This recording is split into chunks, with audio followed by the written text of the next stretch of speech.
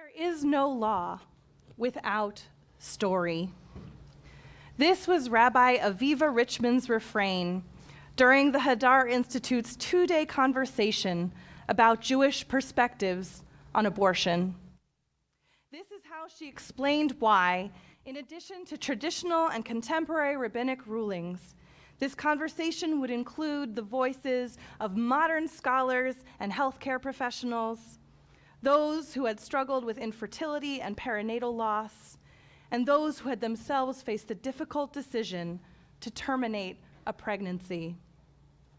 Throughout our tradition, in the Bible and the Talmud, we see authority figures making rules about how we should live in the world. But just as often, we find stories that acknowledge the messiness of our lives and our bodies, particularly when it comes to pregnancy, birth, and raising children. This morning we read the story of Abraham's willingness to make the ultimate sacrifice.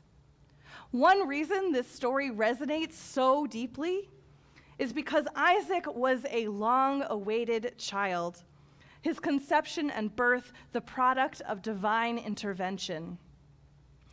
Some Jewish communities read a different passage this morning, the chapter about Isaac's miraculous birth and its aftermath. In this part of the story, we learn that even a much-wanted child has the power to break a family apart. Prior to Isaac's birth, Sarah had long considered herself barren. Knowing that her husband is destined to have offspring as numerous as the stars in the sky, she provides Abraham with a surrogate, an enslaved Egyptian woman named Hagar, the stranger. Sarah intends to adopt this child as her own, something that was legally possible at the time. But the story turns out to be much more complicated than the law would have us believe. We have no sense of whether Hagar wanted or even consented to conceive a child with Abraham. But once she becomes pregnant, Hagar's inflated sense of importance angers Sarah. When Hagar flees Sarah's abuse, an angel tells her to return home and submit to Sarah's harsh treatment, because Hagar will soon give birth to a son whose name means God has paid heed to your suffering. Although Ishmael's birth is celebrated, Sarah's own miraculous geriatric pregnancy threatens the family dynamic. Sarah views Abraham's older child as a threat to her own son's future. She demands that her husband send away that slave woman and her son, and Abraham agrees. Only divine intervention prevents Hagar and Ishmael from dying of thirst in the desert. This story reminds us of the pain, both physical and emotional, that our ancestors went through to build their families. And it reminds us of what can happen when none of the choices we have are good ones. We often speak about contraception and abortion as a matter of reproductive choice. But what we really need to be talking about is reproductive justice. Loretta Ross and Richie Solinger define reproductive justice as the right not to have a child, but also the right to have a child, and the right to parent children in safe and healthy environments. Reproductive justice demands sexual autonomy and gender freedom for every human being.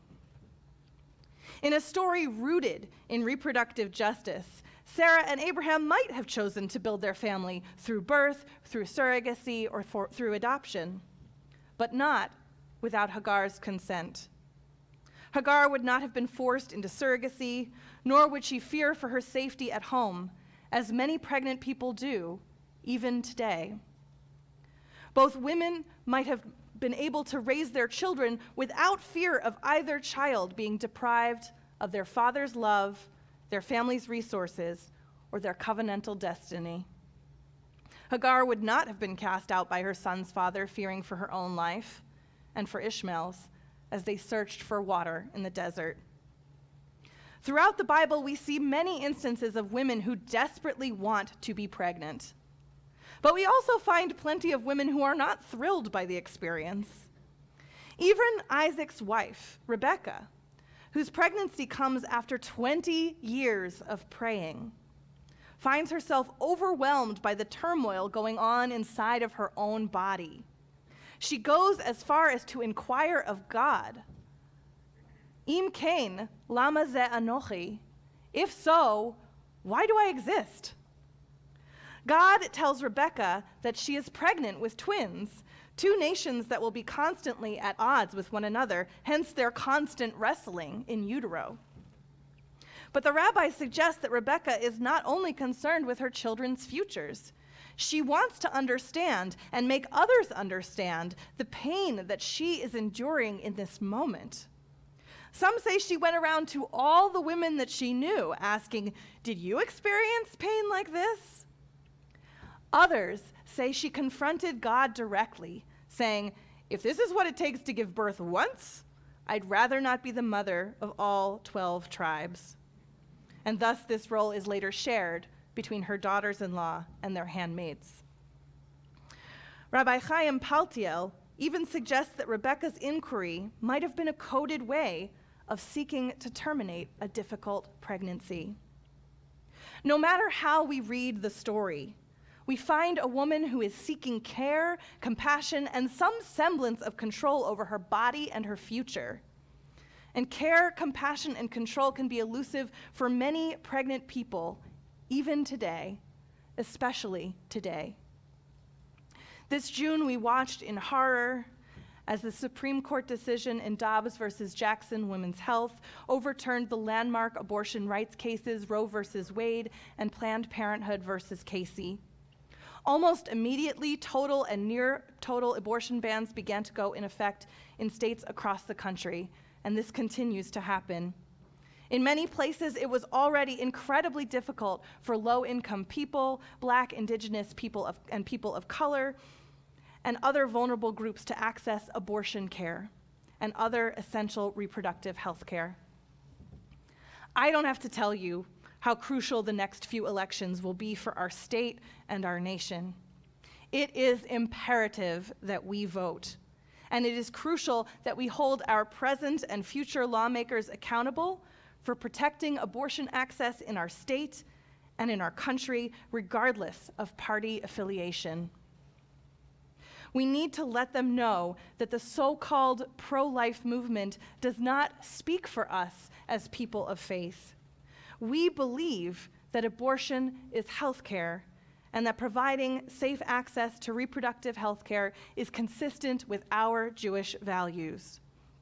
And one way that we need to be especially vigilant, and something that we might not all have known about, is that we need to stand up against the Pennsylvania Senate Bill 106, which would put a constitutional amendment on our state primary ballot this coming May, providing that there is no constitutional right to taxpayer-funded abortion or other right relating to abortion. When I told a reporter at the Jewish Exponent that I would be speaking on this topic today, he raised some really good questions, and I'm glad he did. Why speak about this on Rosh Hashana? Why is abortion access a Jewish issue? How would I respond to naysayers? And what would I say that could be different from what we hear daily from journalists, activists, and politicians? I responded that I am speaking about this today as we celebrate the world's birth, because on Rosh Hashanah we acknowledge that the choices we make can have life or death consequences for ourselves and for those around us. On these high holy days, we remember that we are responsible for protecting society's most vulnerable. For so many people, access to abortion care is a matter of pikuach nefesh, preserving life. The erosion of abortion access is taking place in our country right now, and it disproportionately puts the most vulnerable people in our society at risk. But if there is one thing I can say that might change someone's way of thinking about abortion as a Jewish person, it is that often terminating a pregnancy is how we choose life. I have spent many years studying and teaching about Jewish perspectives on reproductive justice. I could lecture extensively on Jewish theories of personhood and when an abortion is permitted, if not mandated, by Jewish law. But this year, while studying with Rabbi Yitz Greenberg, an Orthodox theologian who might not always agree with me about when abortion is necessary, I realized that I have been asking the wrong question. The question is not, when does life begin? And the question is not, whose life matters most in this situation? The question is, what is the most life-affirming decision that we can make in this moment? And who gets to make that decision? This may seem counterintuitive, since the idea of choosing life has been co-opted by those who seek to block access to abortion care. Even within the framework of reproductive justice, we might imagine other life-affirming choices our communities can make. We could choose life by investing in healthcare and education, paid leave and childcare, pay equity, food security, and affordable housing. And we should absolutely do that and support leaders who do. These too might help create safer, healthier places to be pregnant, to give birth, and to raise children. But when we encounter the stories of the very real people who are faced with these decisions every day, we see that there are many circumstances when terminating a pregnancy is the best or the only life-affirming choice. Sometimes this is because a pregnant person's life is endangered by continuing a pregnancy. Sometimes this is because a fetal anomaly would cause pain and suffering to all those involved if the pregnancy were carried to term. Sometimes this is because the circumstances of the pregnancy have brought anguish to the pregnant person and their loved ones. And sometimes this is because it is just the best decision for the pregnant person, their loved ones, and their future, and they are the ones who get to make that decision. There is no law without story. In recent years, I've started to collect stories from people who have come forward to publicly share their experience with abortion so that we can study them alongside Jewish text and secular law. One of these testimonials comes from writer Jessica Valenti, who has been open about her 2 abortions, one she chose when she was a young woman, not ready to be a mother, another she chose as a young mother whose life was at risk if she carried a subsequent pregnancy to term. She says, "That first abortion didn't just allow me to create my family. It has had ripple effects. All abortions do. Because of my abortion, I wrote books and gave speeches. I did work that helped other women. Without my abortion, none of that, all that was difficult and all that I'm proud of and grateful for, would have happened. Without abortion, I wouldn't have the friends I have now, or the career, or even my very life. Because when I got pregnant again after Layla was born, the chances of my getting sick and dying this time were significant. And so I had a second abortion, one that broke my heart, but that ensured my daughter grew up with a mother." None of us would envy Valenti for having to make these decisions. And I want to acknowledge in this moment that there are people in this room who have faced these kinds of decisions, or who have supported a loved one through a situation in which abortion was the way that they chose life. That is why we must protect the rights of pregnant people and their healthcare providers to make the most life-affirming decisions that they can, and to trust them to discern the best course of action in the moment. And if this is something that matters to you, even a fraction as much as it matters to me, I urge you to visit the National Council of Jewish Women at ncjw.org to learn more about what we can do to protect abortion access and reproductive freedom. Rabbi Avi Strasberg and Adina Roth remind us that the act of creating life is a tenuous and fragile thing, and that often the acts of creation and destruction are in close proximity. In a midrash on the book of Ecclesiastes, we read, God brings everything to pass precisely in its time. Rabbi Tanchuma says, in its season, the world was created. It wasn't fit to create it earlier. Rabbi Abahu said that we learn from here, the Holy Blessed One was building worlds and destroying them, creating worlds and destroying them, until God created this world and said, this is pleasing to me. Those were not pleasing to me. This is a side of creation and a side of God that we do not always see. In this story, God knows that there is a right time for each creation to come into being, and that destruction is sometimes, often, a prelude to creation.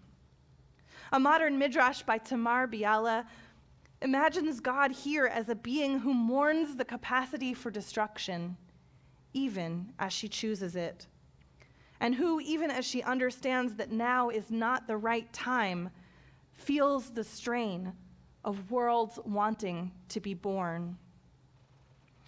Jessica Valenti writes that anti-choicers like to pose hypotheticals about the remarkable baby a woman could have if she just didn't get an abortion.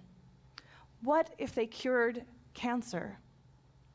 They never consider, she says, that we could be the remarkable ones, if only given the chance. The lives and experiences abortions create, though, don't have to be extraordinary to matter, Valenti says. I think less about the books I've written because of my abortion and more about how without it, Layla's best friend would never have met her.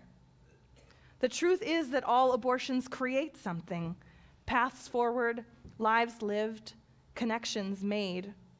Some are hard, some are beautiful, but all are chosen, and that's what we can't afford to lose.